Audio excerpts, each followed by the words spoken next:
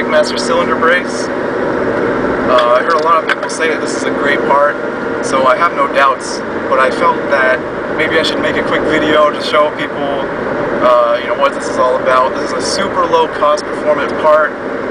I picked mine up in the 300ZX Club group buy for only $20, so I can't complain about that. And almost everyone who's put one on has said positive reviews, something like, I really felt the difference in the brake pedal feel, and this coupled with stainless steel lines is all you needed for, a great performance braking short of a big brake kit. So, for 20 bucks, I thought I'd show everybody this review, just in case someone is new to the 300ZX and, is in the process of doing maintenance and can't really afford that much money to do improvements to the car. But, maybe 20 bucks here and there can make the real difference in braking. And, that's not much of a price to pay, especially since when I bought this car, the brakes were terrible, and it could have got me in trouble a couple of times. So, I'm just driving down to a place that's kind of completely empty, really. After 5 o'clock, there's no one down there. I doubt we'll really run into that many people, so it's completely safe. And we'll go test it out over there. A little information about my car. I'm in a 96 slick top. I have a couple weight reduction modifications done to the car, so right off the bat, it's not like your average 300ZX where they're sitting around 3,400 pounds. I'm sitting closer to about 3,100. But I have a passenger in the car, I have myself, so that will it evens it out a little bit. I'm running on power trick suspension with the Z1 front upper control arms, and I'm loving those, by the way.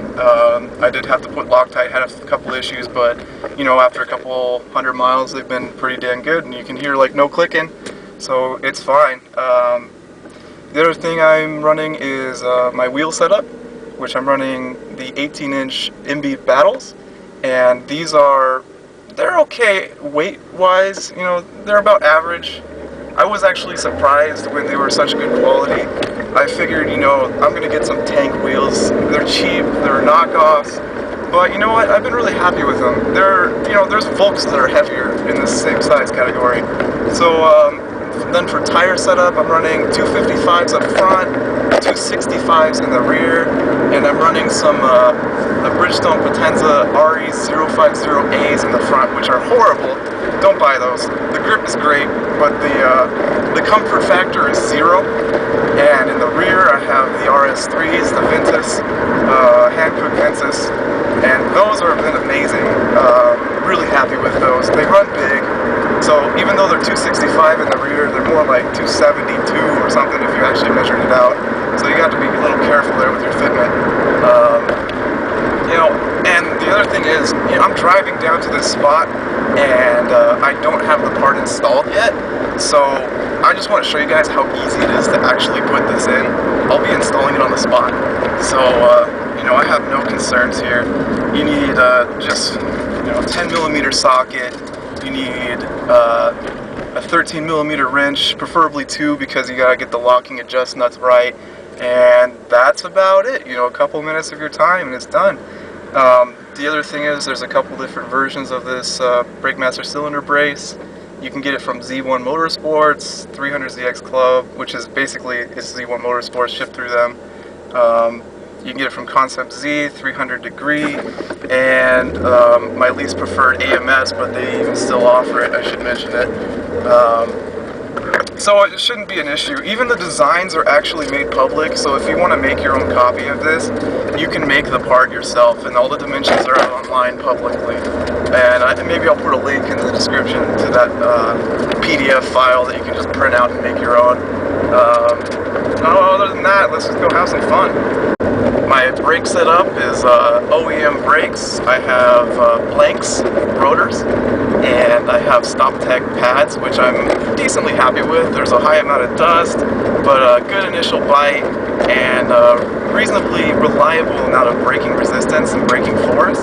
So overall, they're a pretty good purchase, and I'd say they're one of the mid to high, pretty good range, and the price range is great for them. So yes, I'd recommend them if you don't mind the dust, and they've lasted me for plenty of miles. I think I'm around 12K on these pads, and I have no issues. No track days, however, so I can't tell you how they heat up at high heat. So we're going to do our first stop here. This is without the Brakemaster cylinder brace. I'll give you my thoughts. This is from 60.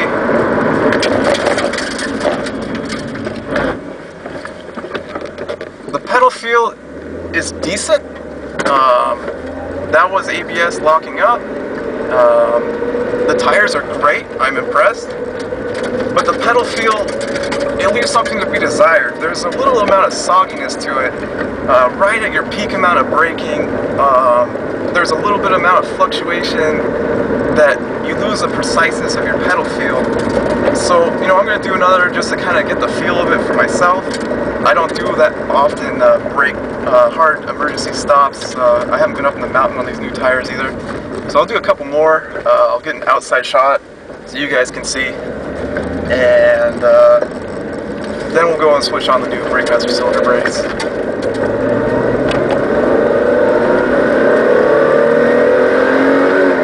There's another from 60 to 0.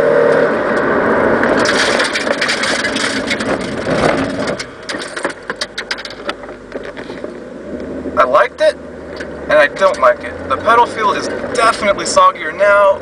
I got some heat in the brake lines, brake fluid are heating up.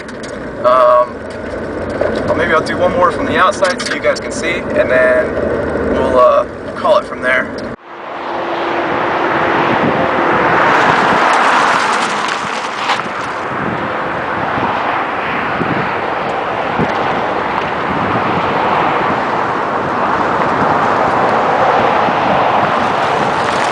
So now we're really in the outdoors here, and we're actually going to do an on-the-road install just to show you guys how easy it is to actually install this. So, don't be afraid.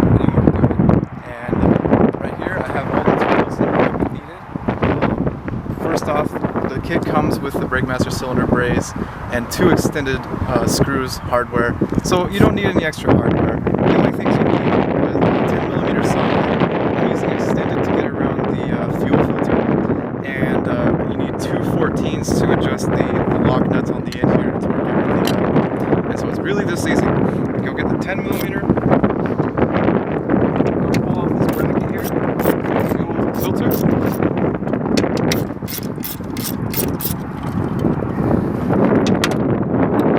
Go and grab your new Brakemaster cylinder brace, keep it all the way retracted so everything fits. You're just going to slide that right underneath the fuel filter bracket until the holes line up, just about like that. Then you're going to slip your new hardware in. Once everything's lined up, make sure you don't cross thread on your frame because it's kind of a pain in the butt. If you do run into issues with the thread, I'll go ahead and post up the size so you can get a tap. It's really soft metal. So you don't want a lot of torque on this. You only want, with a small ratchet like this, about the size of my hand, you only just want enough to kind of get it snug. Don't over torque it since you're going into the chassis because it's really thin metal, and we can adjust the bolt that is retaining the Brakemaster cylinder. Go ahead and get your hand in there first. Unscrew this.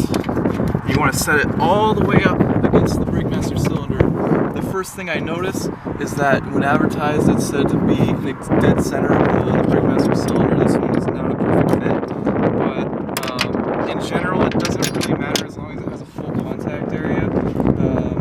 This is just to keep it from shifting under full brake pedal. And then all you have to do is bring the nut back against the brace. Get your 2 wrenches on there. You don't need too much force on it at all. Let's roll with that. That's just a little bit of force on there, but it should be enough to hold it in place. There you go, on the side of the road install. Alright, so I thought a reaction to my face might be best to review this product. I did one quick stop leaving the parking lot and just kind of tested it. I could already tell I think I'm going to like it. So let's go do a quick stop. The car's been sitting for about, I'd say 5 to 10 minutes. So the brakes did cool a little bit.